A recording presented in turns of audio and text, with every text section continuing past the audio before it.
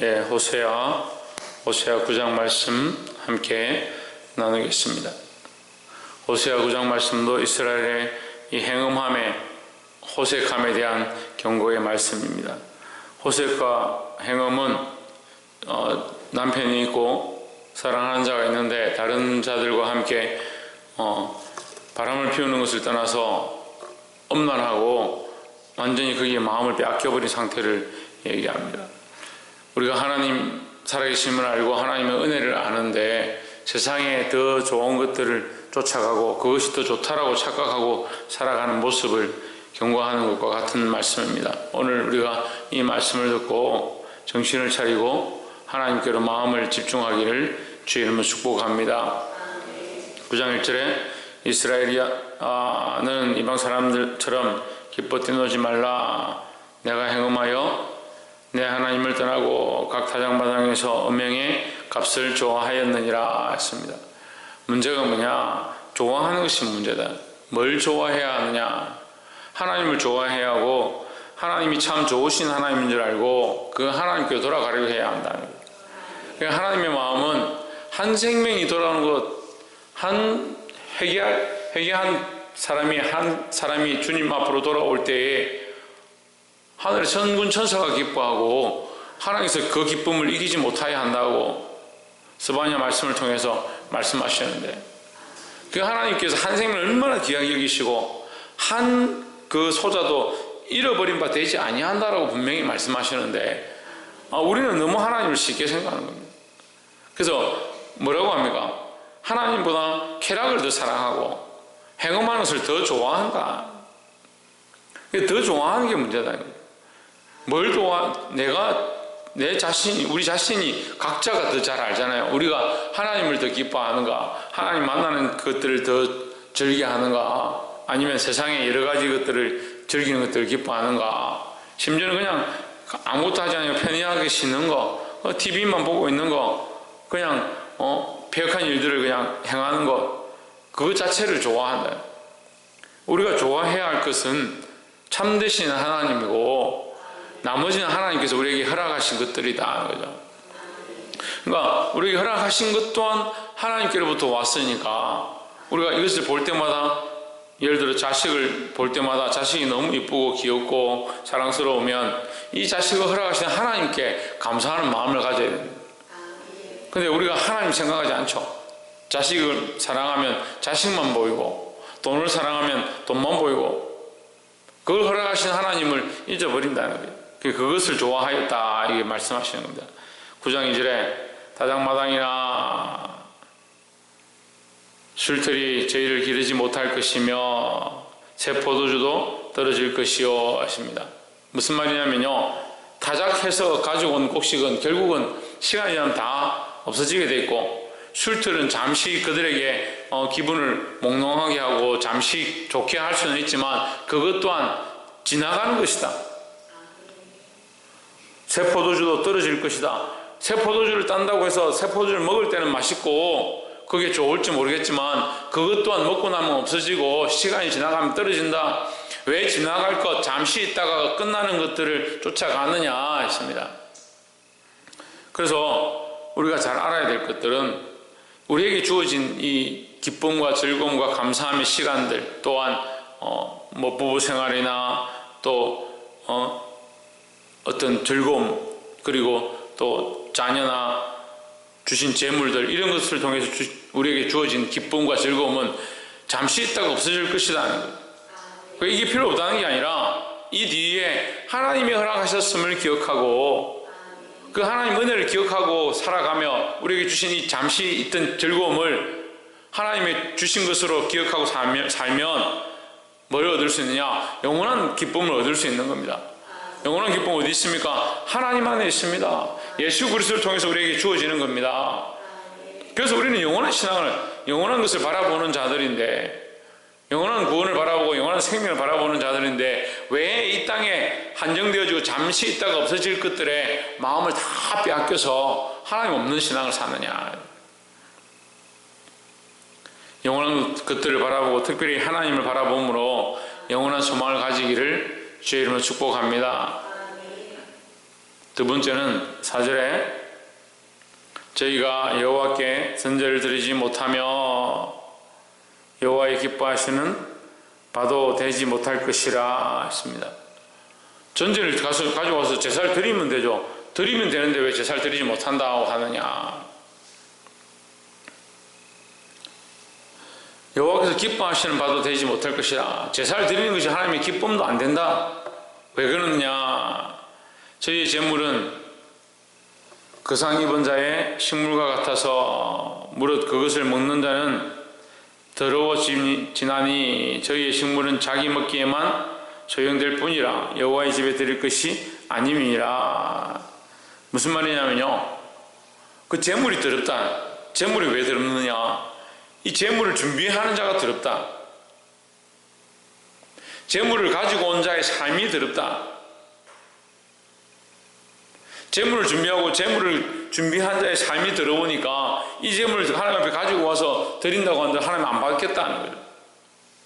우리가 가지고 있는 이 기초적인 생각과 신앙과 조금 다르죠.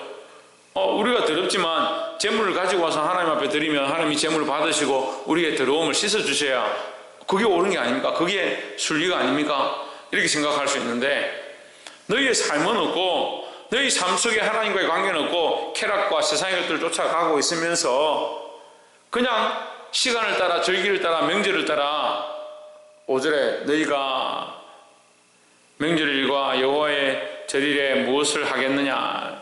명절을 따라 때를 따라 하나님 앞에 와서 제물을 드리기만 하면 우리의 죄는 다 사해지고 우리의 삶이 깨끗해지니까 그래도 된다라고 생각하는 거예요.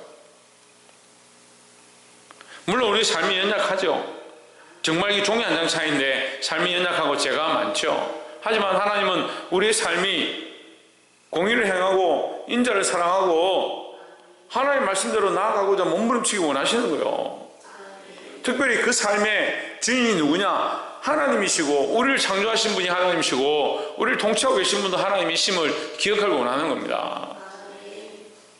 그러니까 삶을 하나님 뻔히 아시고 우리를 창조하신 것을 하나님 뻔히 알고 있는데 삶은 바꿀 생각도 없고 하나님과 동행할 생각도 없고 이 삶이 하나님의 것도 생각지 아니하고 그냥 제물만 가져와서 절기만 지키고 전제만 드리고 예배만 드리면 다 됐구나, 내가 할 일 다 했구나, 그래서 착각하는 겁니다.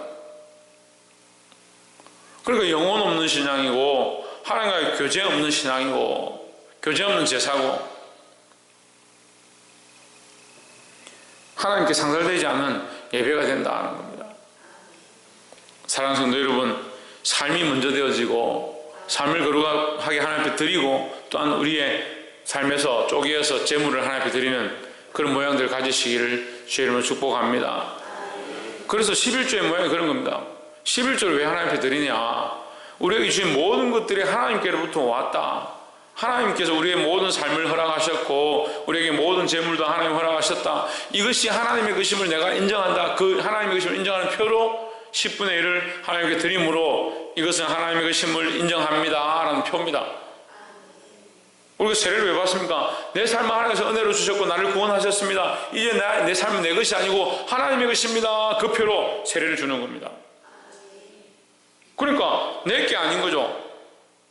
10의 9도 내 게 아니에요. 하나님의 거요. 다 이거 하나님 주셨으니까 내가 감사하는 표현으로 10의 1을 주는 거죠. 드리는 거죠. 근데 우리는 자꾸 어떻게 생각합니까? 10의 1은 하나님의 것이고 10의 9는 내 것이고 10의 1 드리는 것도 아깝다. 왜? 내 거니까.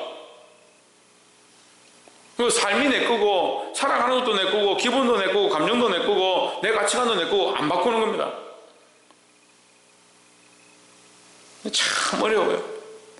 말씀을 들으면 들을수록 하나님께 맞추어지고 하나님 앞에 나오면 나올수록 내 생각은 정말 연약하고 내가 사랑하고 내가 바라보았던 것들은 정말 부족하구나 알게 되는데 왜 여전히 삶은 여전히 그대로 두고 하나님 앞에 예배드리고 제사드리고 기도하는 것은 하면 그것만이라도 하면 된다라고 생각하느냐.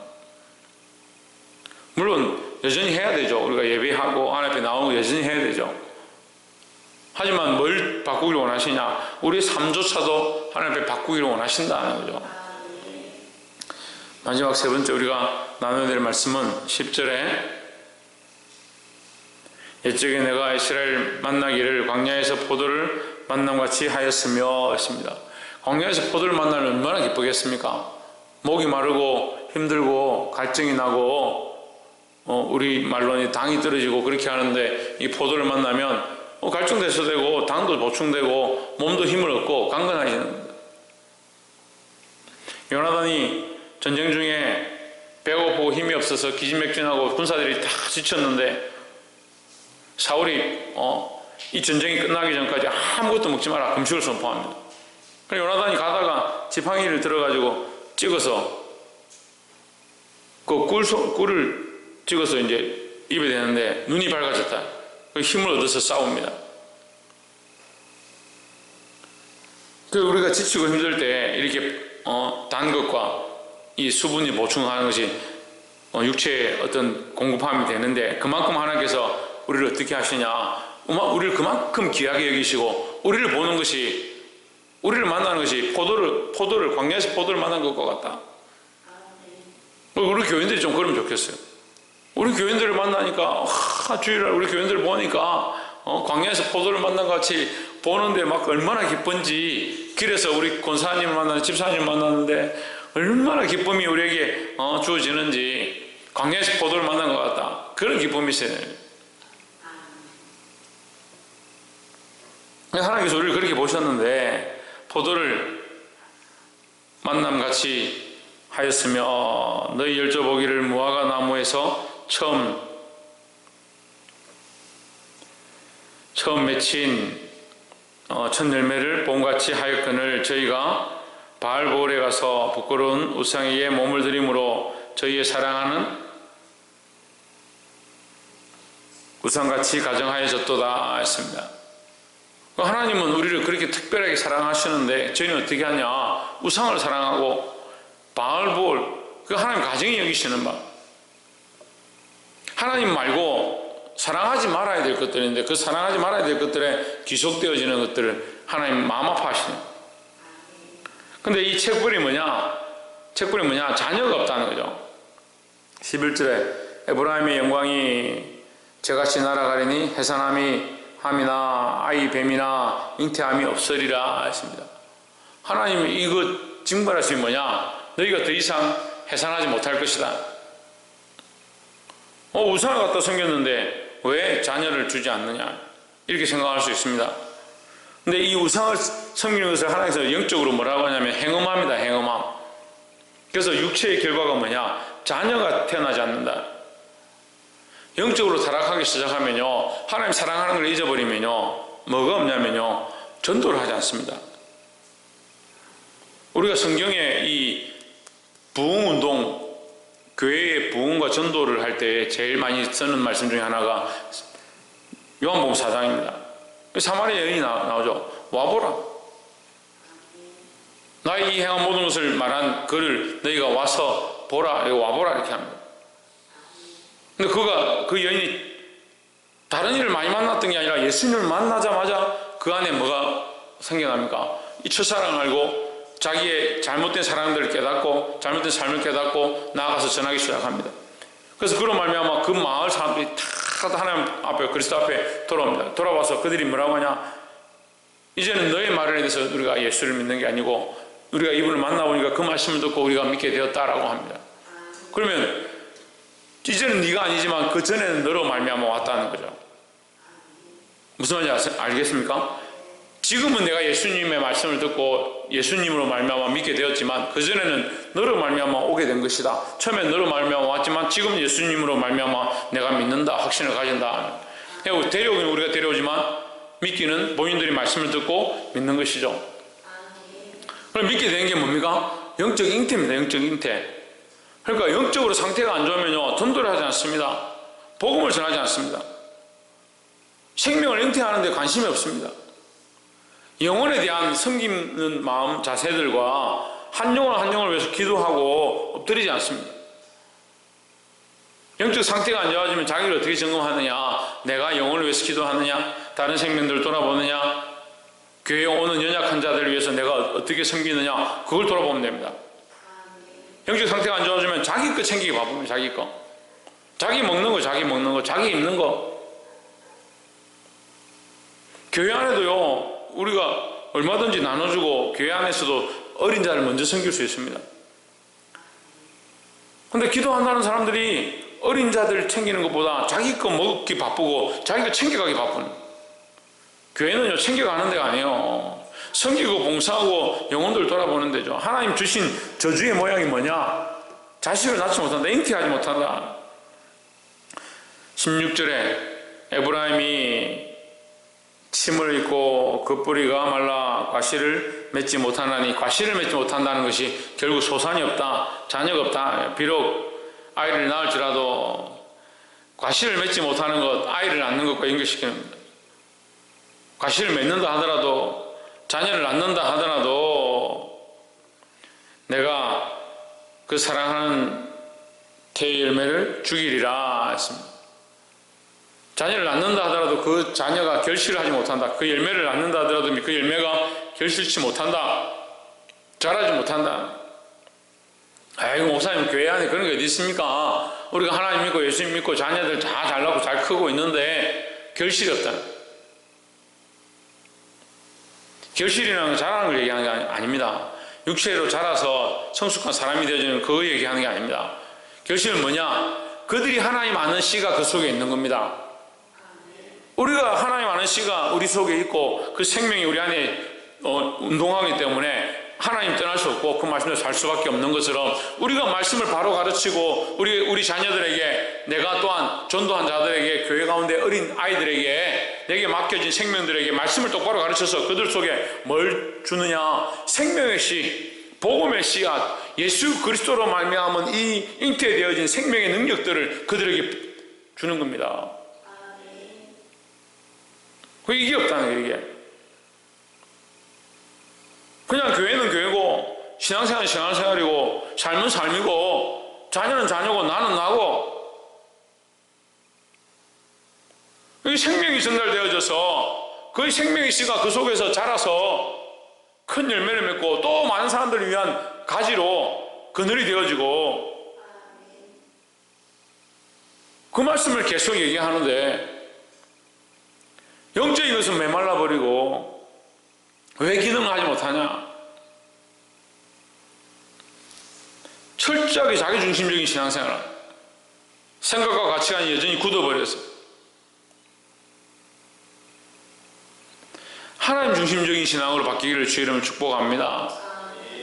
그래서 찬양도, 기도도, 예배도 하나님을 기쁘시게 하는 것, 우리의 삶도 하나님을 기쁘시게 하는 것, 우리에게 주어진 것들도 하나님을 기쁘시게 하는 것을 위해서고, 특별히 우리에게 자녀들과 또한 교회 안에 생명들을 맡기고 어린 영혼들에게 맡기시면 그 생명들 가운데 하나님의 생명의 말씀의 씨앗들을 심고자 몸부림칠 수 있는 저와 여러분 되기를 주의 이름으로 축복합니다.